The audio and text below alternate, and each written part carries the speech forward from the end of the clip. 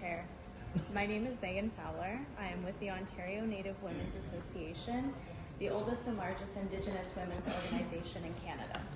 I am here representing the collective voices of over 30 Indigenous women's organizations and our Indigenous youth members. ONWA calls on the Special Rapporteur and the Permanent Forum members to take the following actions. 1. Urge UN entities and member states to take action on General Recommendation 39. 2. Ensure Indigenous women's and youth participation and leadership at all levels of decision making. Urge member states and UN entities to endorse CEDA General Recommendation number 39 and guide them on implementation. General Recommendation 39 is a critically necessary document for Indigenous women's and girls' rights and safety, yet it is only as good as its implementation.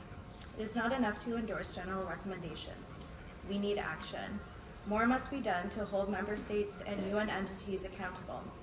Indigenous women and youth, like all people, have a right to be safe, yet our safety continues to be jeopardized by inaction at all levels, including the national level. We need a concrete follow-up and review mechanism. Demand United Nations entities across the entire UN system and member states uphold Indigenous women, youth, and girls' rights to full, equal, effective, meaningful, and safe participation and leadership at all levels of decision making. Under UNDRIP and CEDAW General Recommendation 39, we have the right to be empowered in our roles as leaders and knowledge bearers, and we must be at the decision-making tables. We hold the solutions to the issues we face. Yet in many cases, UN and member state policies contradict UNDRIP and General Recommendation 39 by excluding Indigenous women and the organizations we choose to represent us from decision-making.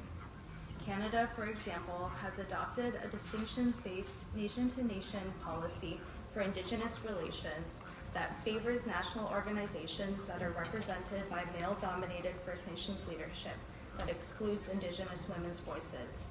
This policy excludes Indigenous women and our organizations as legitimate and equal partners in decision-making on issues that impact our rights and our lives.